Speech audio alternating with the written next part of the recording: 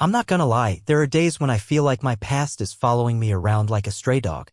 Sometimes it's just a faint, nagging memory, but other times it's right there in front of my face. I guess today's one of those days.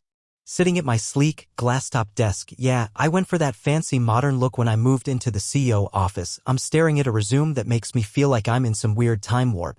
The name at the top, in neat black letters, is Lillian Clark. Maybe that doesn't mean much to anyone else, but to me, it brings back every awkward lunch period, every cruel prank, and every sinking feeling I had back in high school. I've got a lot of conflicting emotions swirling around. Part of me wants to tear up that resume, toss the pieces in the shredder, and forget I ever saw it. Another part of me feels this strange mix of triumph, like, how poetic is it that the same person who once made my life miserable might now be begging me for a job? And then there's this more mature part of me, the one I've tried to nurture over the years, that's saying, maybe give her a chance, Vic. People change, right? But can people really change? High school was rough, and a good chunk of that roughness had Lillian's signature all over it. I used to think that time would somehow heal everything, that I'd get over the shame and the bullying. I guess I was wrong. Because now, my heartbeat's racing and my palms feel clammy just like they did when I was a scrawny sophomore trying to disappear in the hallways. It's crazy that after all these years, one simple name can bring back a storm of memories I thought I'd buried for good. When the door finally swings open and Lillian Clark steps in, it feels like the universe is playing some elaborate prank on me. She used to saunter around our high school halls with that breezy confidence that made everyone either hate her or worship her, depending on which side of her manicured fence you stood on. But the woman who walks into my office now isn't that girl. She's dressed neatly, sure, but there's a desperation in her eyes that's hard to miss. It's like she's balancing on a wire, hoping I won't cut it out from under her. I can't help but replay memories in my head. Back then, Lillian was all about brand name everything, lavish parties, and making sure no one forgot she was the queen of the social scene. I remember the day she and her clique decided I was their newest target. One lunch period, out of nowhere, she singled me out, pointed at my generic sneakers, and said something like, "Oh my God, who told you those were acceptable?" Laughter erupted, my face burned, and I could barely swallow the lump of shame in my throat. That was our dynamic. She had the power to make people feel like nothing. And she used it. But standing here today, she looks smaller somehow. Like someone who's been through some serious life-altering stuff. I guess I need to remind myself that life has a way of humbling all of us. The truth is, I never expected to see Lillian walk into my domain, of all places, with a resume in hand and a pleading look on her face. Part of me wants to gloat. Another part is uncomfortable with how pathetic it all is. And maybe a tiny part, a part one hate to admit I have, is curious.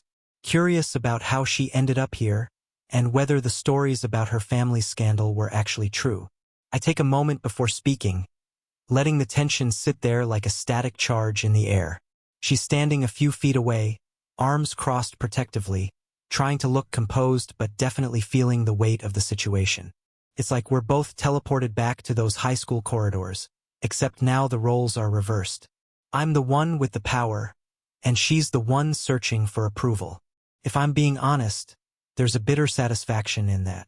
But I also sense a twist of guilt in my stomach because I've worked so hard to become a better person than my teenage self. Someone who wouldn't stoop to petty vengeance. Lillian, I say, my voice a little sharper than I intend. It's been a while. She nods, lips pressed together, eyes darting around my office, probably noting the expensive furniture, the pristine view from the floor-to-ceiling windows. I'm sure she's doing the math, mentally calculating just how far I've come since the days she dismissed me as a nobody. And I wonder if she's regretting every single taunt, every snide remark. Or maybe she's just thinking about how much she needs this job. The tension is palpable. My assistant hovers near the door, unsure whether to leave us alone. I give a quick nod, and she steps out, gently shutting the door behind her. Now it's just me and Lillian, finally face to face without an audience. I stare at her resume, scanning qualifications that I barely register. My mind keeps jumping between the present and the past. The cafeteria humiliations, the whispered insults, and those dreaded group projects where she'd ignore me or, worse, boss me around. Let's talk about why you're here, I say, hearing the undercurrent of old resentment in my voice. The fact is, our reunion isn't just a casual conversation between two old classmates. It feels like a confrontation with my younger self and all the pain that version of me endured. I can't keep from drifting into flashbacks. High school was a battlefield for me. Maybe for a lot of us, but definitely for me. Walking those halls was like navigating a landmine. There were the typical bullies, sure, but Lillian and her circle were something else. They weren't just about physical intimidation. It was psychological warfare. They targeted anything they could. My thrift store clothes, my quiet nature, my obsession with computer programming. Back then, computer geeks like me weren't exactly considered cool. It was brutal.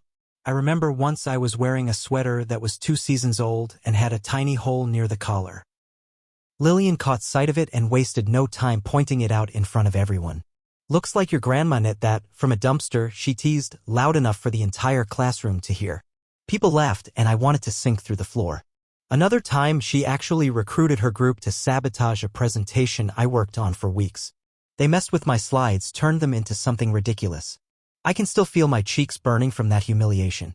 These memories flood back in rapid succession, every little detail sharper than ever, the smell of cafeteria pizza, the fluorescent lighting in the hallway, the scratch of cheap paper against my desk as I tried to avoid eye contact with her. Even now, I can't believe how petrified I used to feel. I'd do anything to avoid crossing her path, even if it meant taking the long way to class or hiding in the library during lunch. Funny how those experiences shape you. I grew up with a chip on my shoulder, determined to prove I wasn't worthless. But that chip never quite went away, and part of me wonders if that's what drove me to succeed, or if it's what's been haunting me all along. From my vantage point, it's easy to assume Lillian's perfect life came crashing down the moment she left high school. But the truth is, her downfall was more gradual, like a slow-motion car wreck that started with her family scandal. The Clark name used to be synonymous with wealth and prestige. Her dad, Richard Clark, was a heavy hitter in the corporate world. Clark Industries was on the tip of everyone's tongue back then, and Lillian never let anyone forget it. She flaunted that wealth like it was her birthright, and maybe she thought it would protect her forever. But then the news broke: embezzlement, fraud, some shady business deals that toppled Clark Industries faster than a house of cards in a hurricane. I remember reading about it in the paper after I moved to the city for college. There was a front-page article about how investigators found a web of deceit so tangled it would take years to sort through. Investors pulled out, lawsuits started piling up, and just like that, the Clark empire went up in smoke. Of course, Lillian's name was mentioned. She wasn't implicated in the crimes as far as anyone knew, but she definitely got lumped in with the downfall. When the dust settled, her family was left in ruins. Reputation shot. Fortune gone. I can't say I felt sorry for her back then. I was too busy feeling vindicated. But now, looking at her across my desk, I'm starting to wonder if maybe that's exactly what she needed. A little humility, a dose of reality. It's ironic how the mighty can fall so hard, leaving them vulnerable in ways they never imagined. I guess you could say this is the part of Lillian's life story where she realizes those high school power games were child's play compared to the devastation real life can dish out. The interview is, to put it mildly, tense. Lillian sits in the chair opposite me, trying her best to appear confident. But there's a tremor in her voice and a stiffness in her posture that I've never seen before. I almost want to tell her to relax, but I can't ignore the swirl of emotions inside me. Part of me wants to ask her, "Do you remember the time you and your friends trashed my locker?" But I keep it professional, at least outwardly. Inside, I'm anything but calm. We go through the usual questions: tell me about your experience, and what do you see yourself contributing to Adams Tech? She rattles off a rehearsed spiel about her qualifications, which, to be honest, are pretty solid. She's got a business degree, a couple of internships, and some corporate experience that might come in handy here. It's like she's built a new persona, dedicated, humbled, and eager to succeed. But I can't shake the memory of how she used to look at me like I was gum on her shoe. At one point, she pauses and exhales, clearly uncomfortable. "Look, Victor, I know we have a history, and I don't expect you to forget it overnight. But I'm here because I need a fresh start. I'm willing to prove myself." Her eyes flicker with something, maybe hope, maybe desperation. And it's at that moment I realize this is bigger than some petty desire for revenge. Maybe I thought I wanted that, but the truth is, holding on to all that old resentment is exhausting. Still, this interview feels like it's drenched in irony. Here we are, two people who once existed on opposite ends of the social food chain, now in a completely new dynamic. I can't help but wonder, is this the universe's way of forcing us to confront our past, or is it just a cosmic joke?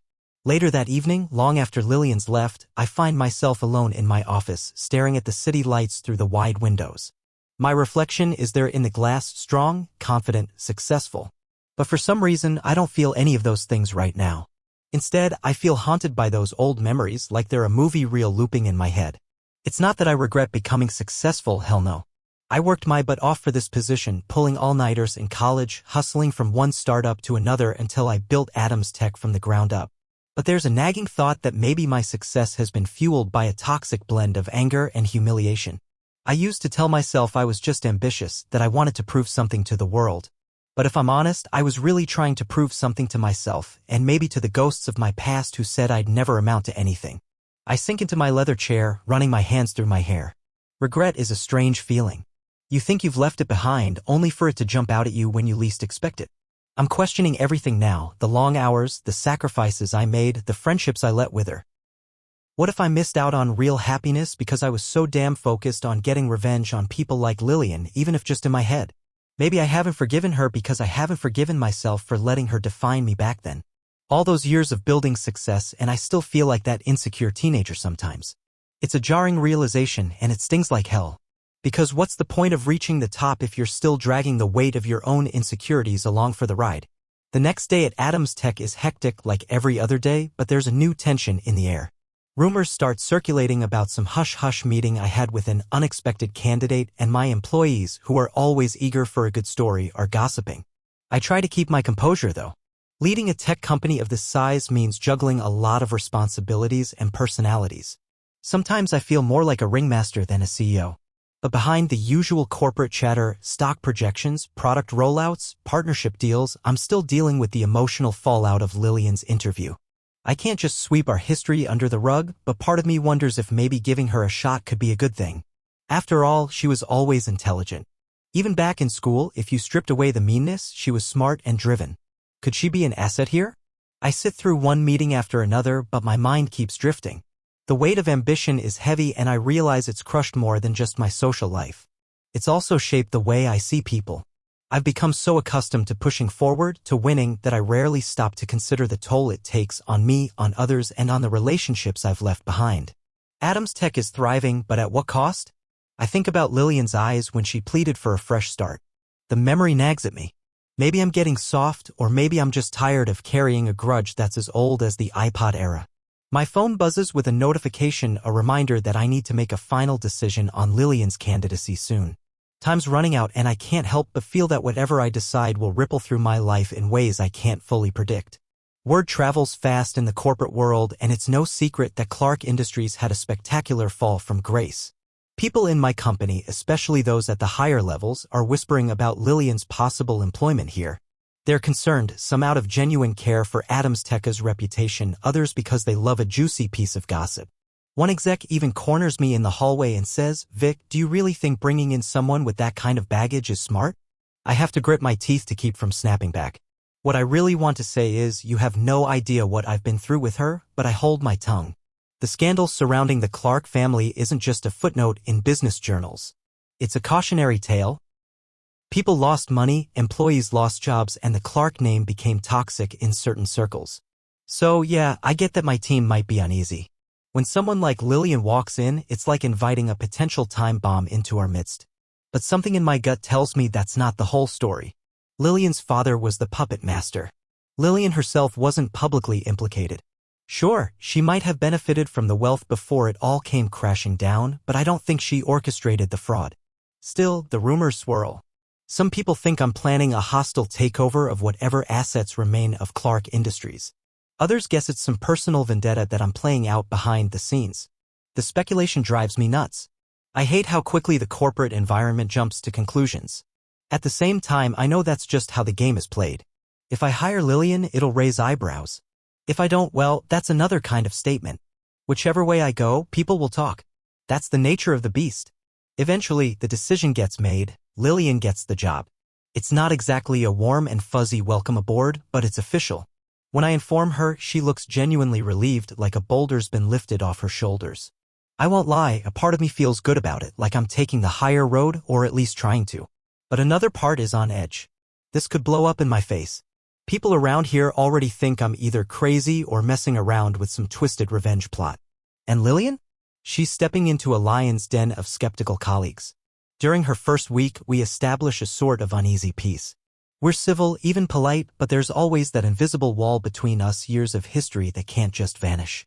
We nod at each other in the hallway, exchange curt greetings, and keep our conversations strictly professional. I assign her to a project team and she dives right in, determined to prove herself. I can tell she's anxious to show everyone, especially me, that she's no longer the person she was in high school. Employees watch us like hawks. Any interaction between Lillian and me sparks curiosity. They're waiting for drama, for some big confrontation to explode. But we manage to keep it together, focusing on the work. I start noticing that she's organized, thorough, and has a knack for smoothing out team conflicts. It's almost unnerving. This was the same person who used to create chaos just for fun. Now she's helpful? The fragile truce feels like walking on eggshells, though. Any wrong word or slight gesture could break it. And I'm not entirely sure how to feel about that. Part of me is proud that I've given her a second chance. Another part is still nursing old wounds, wary that she might revert to her old ways at any moment. It's in a rare, quiet moment that Lillian and I finally have something resembling a real conversation. We're both staying late, the office mostly deserted. She's reviewing some financial reports and I'm putting finishing touches on a proposal. I can feel the awkward tension between us. After all, we've been tiptoeing around each other for weeks, maybe months if you count the interview process. So I figure, hey, might as well break the ice. I approach her desk, sipping on lukewarm coffee, and ask how she's settling in. She looks up, surprised, then shrugs. I'm okay, she says softly. It's been interesting. I take a seat in a spare chair, trying not to loom over her. Something about her posture tells me she's bracing for hostility. Instead, I ask, so, is it what you expected? She exhales and shakes her head. I didn't really have any expectations. I'm just grateful I have a job, she says with a half-smile that doesn't quite reach her eyes. We talk a little about the project she's on. She mentions some of the team members have been welcoming, while others keep their distance. We both know why. They're uncertain about the Clark name and also uncertain about how to handle the whole "she bullied the boss in high school" situation. Then, out of nowhere, she says, I really was awful back then, wasn't I? Her voice trembles a bit and I can tell she's exposing a wound that's still raw. I swallow hard. Yeah, I admit you were. At that moment, she starts talking about the pressure she felt growing up, about her father's expectations and how she took out her frustrations on people like me. I realize it doesn't excuse her actions, but it does reveal a more complicated story behind the cruelty. And for the first time, I see Lillian not just as the girl who tormented me, but as someone carrying her own painful baggage. Things might be slowly thawing between Lillian and me, but that doesn't mean everyone else is on board. In the corridors and executive suites of Adams Tech, people are buzzing with questions. Some higher-ups can't wrap their heads around why I'd hire someone from a disgraced family.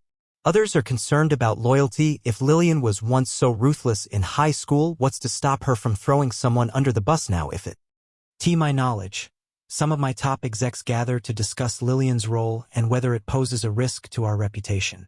Word gets back to me through an assistant who overheard a conversation in the break room.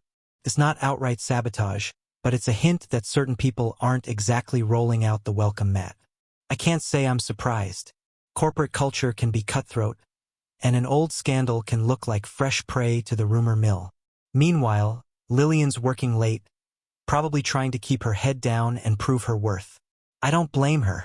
I know she's aware of the suspicious glances and half-whispered remarks around the office. I'm grappling with my own doubts too. It's tough to shake off those past memories, even if she's showing signs of genuine change. Then there's the wild card. A cryptic message in my inbox from someone claiming to have dirt on Lillian. Something that might tie her more closely to her father's crimes. My gut tells me it's probably just someone stirring the pot, but I file it away in the back of my mind. In this environment, you can never be too careful. Trust is a currency in short supply around here, and as much as I hate to admit it, I might need to keep an eye on Lillian, no matter how sincere she seems. I spend a restless night staring at my ceiling, thinking about what I should do with Lillian. Let's face it, deep down I'm torn. One side of me believes in second chances. The other side is still pissed off about how she treated me. And then there's the side that's just plain scared of risking Adams Tech's stability over an old vendetta or misplaced sympathy. When I finally drift off, It's well past 3 a.m., and I wake up feeling like I've barely slept. At the office, I have a full schedule of back-to-back meetings. Everything from budget reviews to product launch timelines. But the Lillian issue hangs over my head, coloring every interaction I have. During a break, I duck into my office and find myself scrolling through old social media posts. Images of me back in high school, hunched over a computer while Lillian and her friends posed for cheerleading pics. The contrast is almost comical. It's like viewing two different worlds. Then I spot a photo of me, standing awkwardly at a school dance, wearing an ill-fitting suit. Off to the side is Lillian, in a glittery dress, looking like a princess. The memory hits me like a slap. I remember feeling so small, so invisible. And now, years later, we're in these reversed roles. I can't help but wonder if I'm repeating the cycle by letting my resentments define how I treat her. Do I really want to become the kind of person who kicks someone when they're down? A wave of guilt washes over me. It's weird. On one hand, I feel justified in my bitterness. On the other, I don't like what that bitterness turns me into. This is my crisis of conscience. Choosing between staying trapped in old pain or actually taking a leap of faith in someone's ability to change. Just when I think I'm making progress in sorting out my feelings, a bombshell drops. We discover there's been a leak inside Adams Tech. Some confidential files concerning a future product got out and the press is buzzing with premature details. Immediately, suspicion runs rampant. Fingers point in all directions, but the rumor mill quickly zeroes in on Lillian because, of course, she's the newcomer with a scandalous family history. I called an emergency meeting with my top team. Tensions are high. People are shouting, throwing around accusations. Lillian sits at the table, her face pale, eyes darting from one accusing glare to another. She denies any involvement, insisting that she'd never jeopardized the company or the chance she's been given. I can see she's shaken, but not everyone's buying her innocence. Some think this is an act of corporate espionage. Maybe the Clark family is trying to sabotage Adams Tech from within. It sounds ridiculous to me, but in moments like this, paranoia can run wild. In the midst of all this chaos, I feel those old insecurities creeping back. I remember how betrayal felt in high school, the times she humiliated me for sport. Even though I know this is a different context, my mind can't help but draw parallels. Suddenly, the room feels suffocating, like the walls are closing in and I'm not sure who to trust.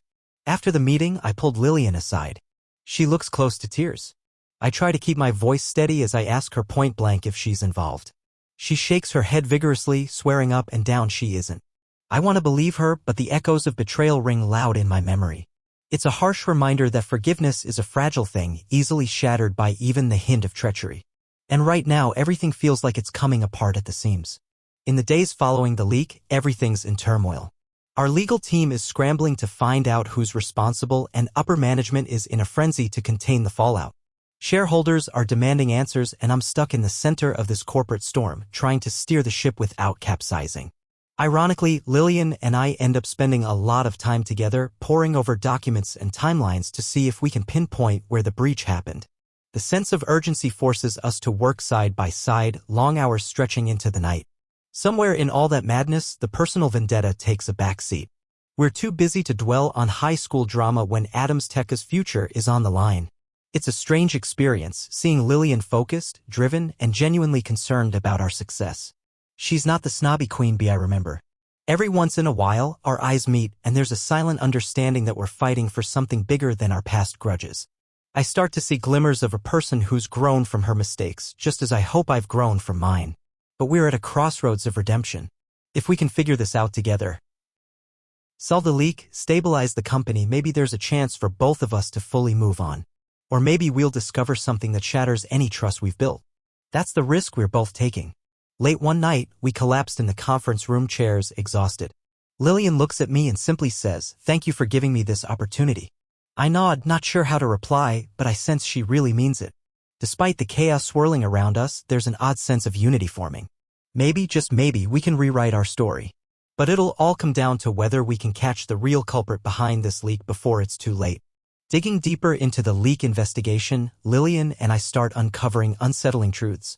It turns out the mole might be someone we never suspected, a long-term employee with ties to a competitor.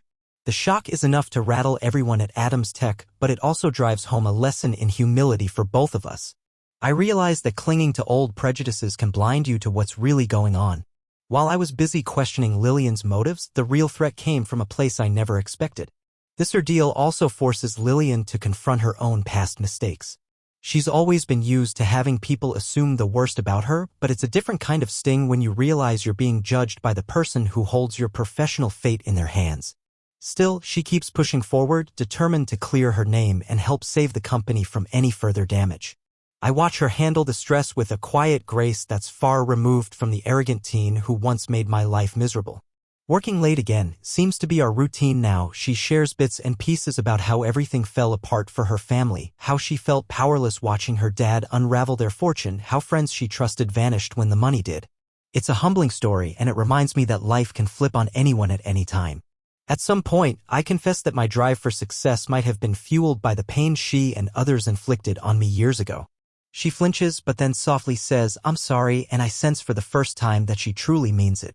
It hits me that we're both learning similar lessons. Life has a way of teaching humility to those who least expect it. And right now, that lesson is playing out in the most ironic way imaginable. The big turning point comes late on a Thursday night. We finally gather enough evidence to confront the real culprit behind the leak, a senior manager named Garrison who's been secretly feeding information to a rival company for months. It's a good punch.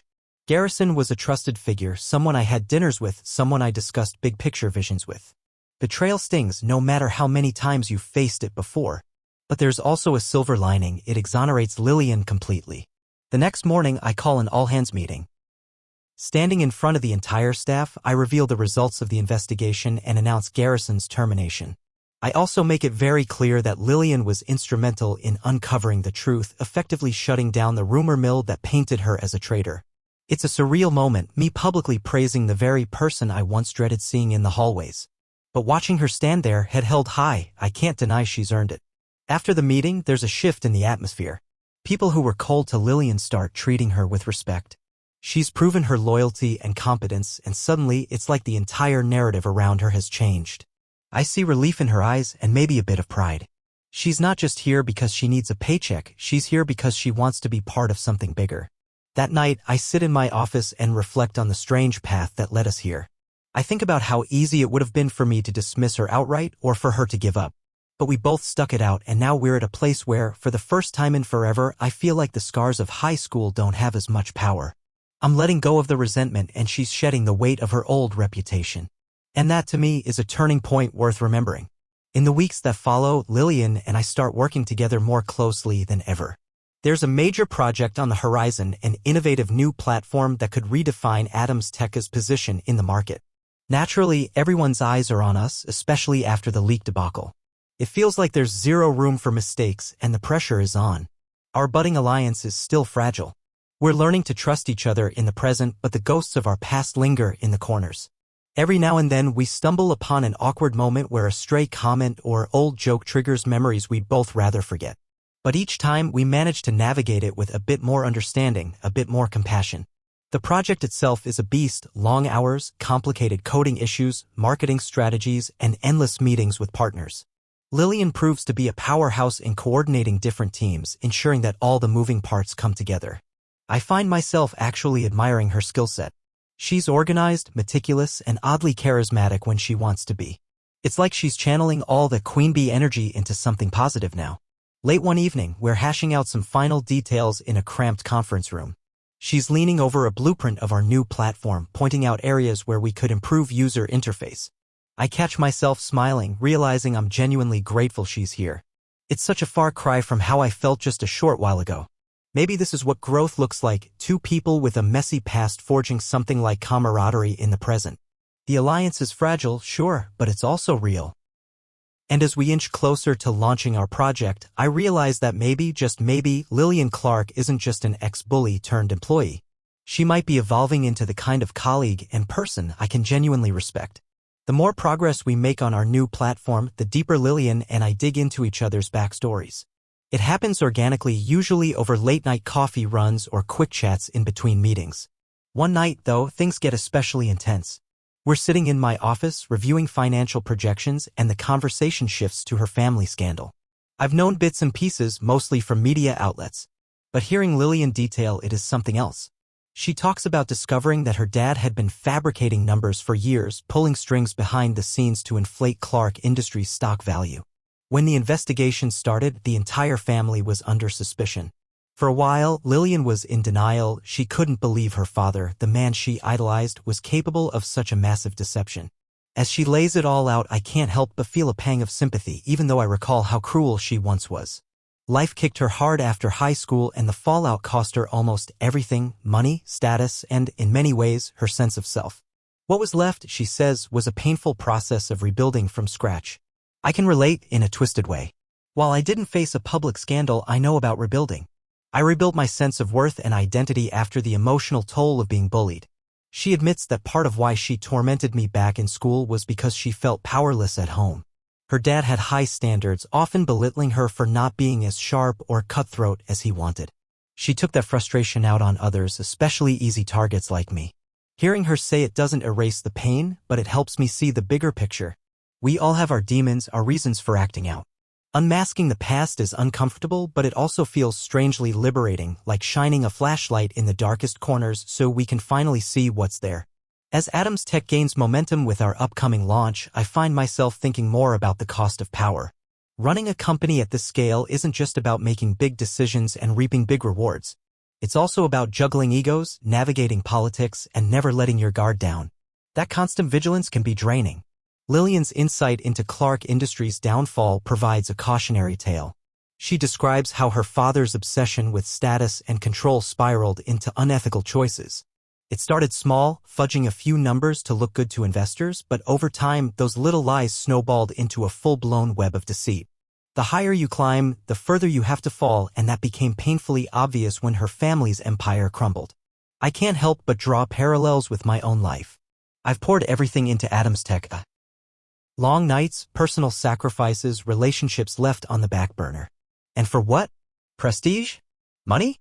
Maybe at one point it was also about proving I wasn't the loser Lillian made me feel like in high school. But now looking at her, I see where that path can lead if you let bitterness and ambition consume you. Late one night, I stand by my office window staring at the city lights. I wonder if I've lost parts of myself along the way, if becoming CEO Victor Adams meant burying some gentler, more compassionate aspects of who I used to be. Maybe that's why Lillian's re-entry into my life feels like such a jolt. She represents a chance to reconcile my past with my present. By giving her a shot, am I also giving myself a shot at being the kind of leader who doesn't just chase power at any cost? The truth is, the cost of power can be steep. And I'm starting to think real success might involve maintaining your humanity no matter how high you climb. The next major twist arrives when an old high school acquaintance of ours, Marcus, shows up at Adams Tech. He's in talks with our company about a potential partnership, some logistics thing that I only half understand. But the moment I see him, I feel my stomach knot up. Marcus was part of Lillian's crew back then, though never quite as vicious as she was. Still, he was complicit enough. When Lillian and Marcus finally cross paths, it's tense. Their exchange is filled with forced smiles and polite small talk, but I can sense the undercurrent. Later, I ask Lillian how she's feeling about the meeting. She just shrugs and says, "If I can face you every day, I can handle Marcus." I almost laugh at the blunt honesty. But there's a deeper meaning to her words. She's telling me she's chosen to break the cycle of resentment and fear. Soon, Marcus invites us both to a small business dinner to discuss the partnership.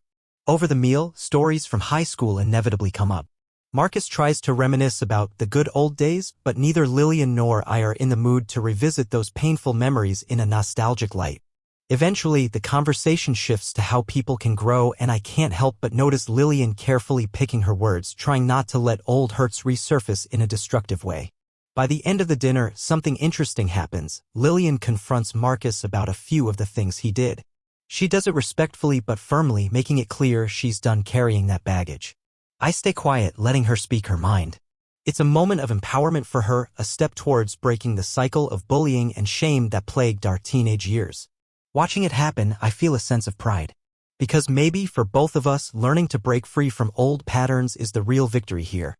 As the launch of our big platform approaches, the stress inside Adams Tech becomes nearly palpable. Everyone's pushing themselves to the limit. Tempers flare at meetings.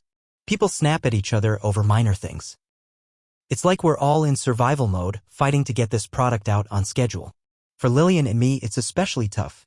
We've made progress in healing our old wounds, but that doesn't mean everything's magically okay.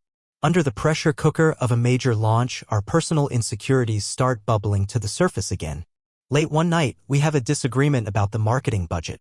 She thinks we're overspending in one area while I believe it's necessary for maximum impact. A simple professional debate quickly turns into something that feels more personal. Before I know it, I snap at her, saying something like, "You wouldn't understand. You've never had to build something from scratch." The moment it leaves my mouth, I regret it.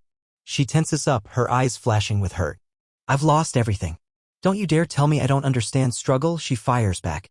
It's a blunt reminder that she's not the privileged bully she once was.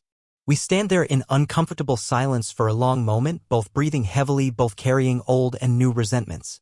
Eventually, I sigh and say, "I'm sorry. I didn't mean it like that." She looks away and we spend the next hour working in quiet. Even though we patch it up the next day, an awkward apology session over coffee, it's clear that the storm within us isn't fully settled. We're both still haunted by past traumas and dealing with current anxieties. And in this high-pressure environment, it's dangerously easy for our fragile friendship to crack under the strain. If we're gonna make this work, we need to figure out how to support each other instead of letting our old issues destroy what we've built. The final countdown to the platform launch has the entire company on edge. It's crunch time and every minor hiccup feels like a crisis. In the middle of this, a few external threats rear their heads, competitors hinting at a sudden release of a similar product, rumors of investors getting cold feet, and so on. It's the classic corpo. It's more than just a job. It's the biggest chance she's gotten to prove that she's capable of real redemption. Every success she achieves here is like another brick in the foundation of her new life. For me, this launch is a culmination of years of hard work and risk-taking. We both need this to go well, for different but oddly parallel reasons. Tensions spike when an investor calls to say he's reconsidering his involvement because of lingering concerns about Lillian's past and the Clark name. I'm livid. I send a polite but firm message that Lillian's been an asset, not a liability. But deep down I'm scared. Scared that these doubts will derail everything and we'll be left hanging. Lillian picks up on my stress and I catch her looking worried. She knows she's walking a tightrope. Any slip could confirm what everyone used to assume about her. In a private conversation, she admits that she's terrified this launch won't just fail for Adams Tech, but also for her personally. It's like her redemption's on the line, and one corporate stumble could send her spiraling back to square one. I tell her we'll handle this together, that we're a team, but I can see the uncertainty in her eyes. Because trust is hard won, and every day feels like another test. Yet, I have to believe we can pull this off, not just for the sake of the company, but for the sake of proving that second chances can actually work out. The day before the launch, a massive system glitch hits us out of nowhere. Our servers crash, and the tech team scrambles to figure out why. Panic spreads through the office like wildfire. Investors are calling nonstop, employees are frantically attempting quick fixes, and I'm in full crisis management mode. It's the worst possible timing, and it feels like fate is testing us at the final moment. Lillian throws herself into the thick of it, coordinating with the tech leads and external consultants, trying to keep morale from crumbling. I'm balancing 1,000 phone calls and emails, all while my stomach churns with worry. If we don't fix this ASAP, we could lose our launch window, not to mention our credibility. In the midst of the chaos, an opportunity arises, one that requires a financial gamble. We can spend a significant chunk of emergency funds to bring in a specialized team to fix the issue overnight. It's risky. If it fails, we'll be in a deeper hole. If it succeeds, we'll save the launch. As CEO, the final call is mine, but Lillian is right there, urging me to believe in the potential outcome. I hesitate because taking this risk means I'm betting everything on an unproven solution. But I see the determination in her eyes. She's ready to stake her newfound reputation on this. Ultimately, I say yes. We greenlight the emergency funds, bring in the team, and work through the night. The entire office is lit up like a Christmas tree with people pulling all-nighters. Around 4 a.m. we finally see progress. The servers come back online and the glitch is contained. There's this collective sigh of relief. But I realize something deeper, that sometimes forgiveness has a price. In trusting Lillian's instincts, I've placed my faith in her. And that leap of faith could have cost me everything. Yet somehow it feels like it was the right call, a test not just of our tech but of the fragile trust we've built. By sheer grit and determination, we managed to fix the server issue just in time for the official launch. The day arrives with a mixture of exhaustion and exhilaration buzzing through the halls of Adams Tech. And you know what? The platform launch actually goes better than expected.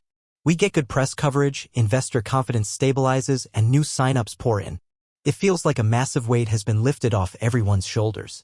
In the aftermath, there's still plenty of work, debugging, patches, marketing follow-ups, but the crisis phase is over. Employees who were once wary of Lillian now see her as a key player in our success. It's like watching a collective thaw. People who'd given her the cold shoulder start chatting with her in the break room, asking for her input on new initiatives. It's clear she's proven herself, and that's rebuilding trust in a big way. Watching all this unfold, I feel an odd sense of pride and relief. I can't help but think about how this entire experience, this insane, roller coaster launch, served as a crucible for both Lillian and me. We were forced to collaborate under extreme pressure, confront our own insecurities, and come out on the other side stronger for it. In a way, it's a testament to the idea that sometimes the worst crises can become catalysts for real growth. That's not to say all is perfect. Trust, once broken, can't be fully fixed overnight. But at least we're on the right path, both within AdamsTech and in our personal dynamic. There's a sense of camaraderie emerging, a recognition that we have each other's backs when it really counts. And after all those years of resentment and pain, I find myself genuinely glad that Lillian's here, contributing and proving that second chances can be worth the effort if you're willing to put in the work. With the immediate fires put out, AdamsTech settles into a calmer yet still ambitious rhythm.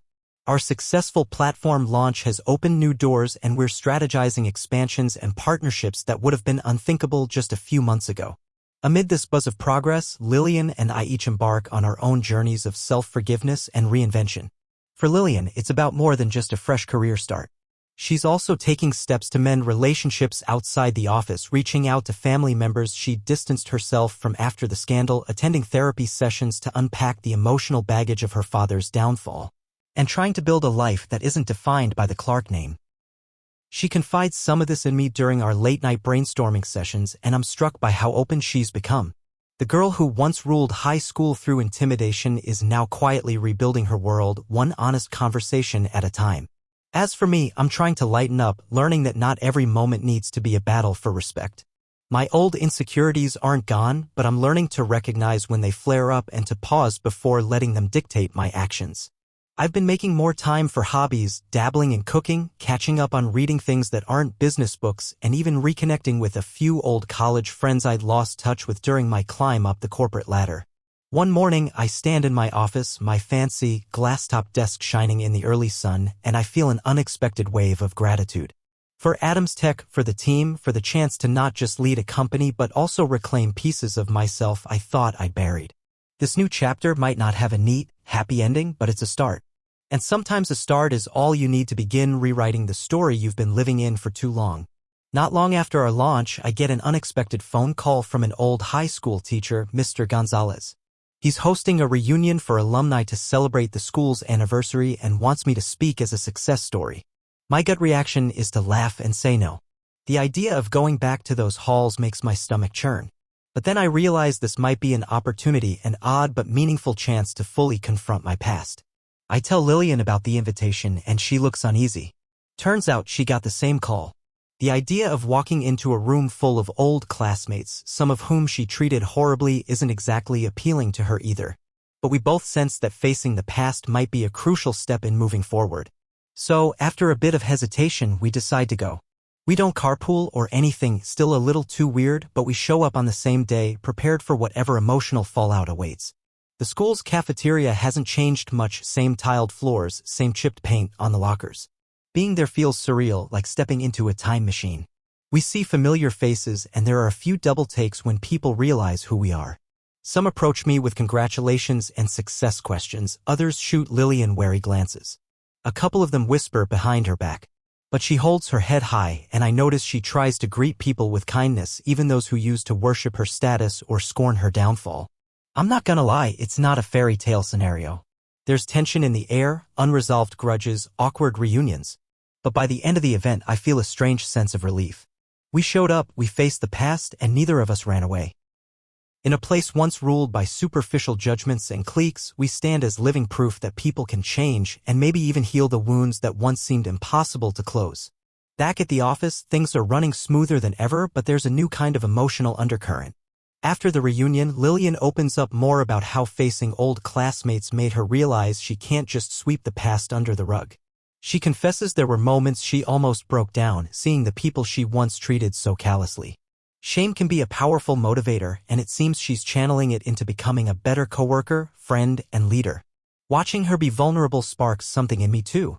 I guess I always thought vulnerability was a weakness, something bullies exploited.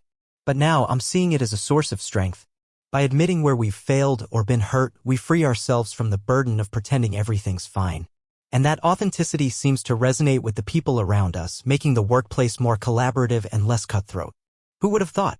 One afternoon, while reviewing a company-wide morale survey, Lillian and I share a laugh about how some employees say the office feels more open and supportive than it did a few months ago. It's a small victory, but it matters. I find myself reflecting on how our personal journeys, full of regrets, apologies, and second chances, are shaping Adamsteka's culture in ways I never anticipated. We still have a long way to go, both as individuals and as a team, but this moment feels like a milestone. We're proving that vulnerability and leadership can go hand in hand. For so long, I thought power meant never showing weakness, never letting anyone see your scars. Now, I'm starting to believe that real power might lie in acknowledging that we're all human, flawed, complicated, and capable of growth. And it seems Lillian is right there with me, finding her strength in the very places she used to fear the most. As the quarters roll by, Adamsteka undergoes a transformation that goes beyond profits and product lines. We start implementing new policies emphasizing teamwork, mental health, and accountability. It's not some cheesy, feel-good gimmick either. People genuinely seem happier and more engaged. Our turnover rate drops and we start attracting talent who want to be part of a company that values second chances and personal growth. Lillian plays a big role in this shift. She spearheads a mentorship program, partnering senior employees with newer hires. It's her way of turning her old talents, once used for social maneuvering, towards something constructive. Oddly enough, she's become a symbol of redemption. Folks around the office talk about how even the boss's old bully turned out to be a team player, which is a testament to how far we've all come. Externally, analysts begin to note Adamsteka's progressive corporate culture as a factor in our rising market value. It's surreal reading articles that praise our inclusive atmosphere, knowing that not too long ago I was fueling my ambition with resentment. But maybe that's the power of real change. It has a ripple effect, touching every corner of your organization and personal life. Behind the scenes, Lillian and I still have our moments. We argue over strategic directions, but heads on budget allocations, and sometimes let slip old insecurities. But these disagreements feel healthier now, born out of mutual respect rather than deep-seated animosity. It's like we've learned how to fight without wounding each other, and that alone is a massive step forward. On a sunny Friday afternoon, we hold a town hall meeting celebrating a record-breaking quarter. I stand before the crowd, scanning faces, some new, some familiar. Lillian is off to the side, smiling a little, and I realize how grateful I am that we both chose growth instead of grudges. In that moment, it strikes me, we're not just changing the company, we're changing ourselves and maybe inspiring others to do the same. In the final reflective moments, I think back to the day I first saw Lillian's resume and felt the universe tilt on its axis. Never in a million years did I imagine it would lead to this, a complete overhaul of not just my company's culture but my own perspective on life. There's a scene that often replays in my head now, that split second when I could have torn up her resume and kept walking, or chosen to give her a chance. The difference between those two paths is immeasurable. Sitting in my office, I remember a specific moment from high school that lingers like a scar. Lillian and her friends laughing at me in the cafeteria, a tray of food spilled all over my shirt. I used to play that memory on a loop, letting it fuel my anger and drive for success. But now, when it pops up in my mind, it's paired with a new image: Lillian standing beside me in a boardroom hashing out solutions to crisis after crisis, both of us determined to keep Adamsteka afloat. It's a reminder that people can grow, that the person who hurt you once might be the same person who helps you stand strong later. When I see Lillian in the hallway, we exchange an easy nod, almost like old friends. In a way, that's exactly what we are now, even if we took a winding, painful road to get here. I've realized that real power isn't about dominating someone or proving you're better. It's about having the courage to forgive and to allow change, both in yourself and in others. So here's to the idea that we can always choose to be better than we were. That's the lesson I'm carrying forward, and it's one I never expected to learn from someone who once made my high school years a living nightmare. Yet, that's life for you, unpredictable, challenging, and sometimes beautifully redemptive if we're brave enough to make the hard choices.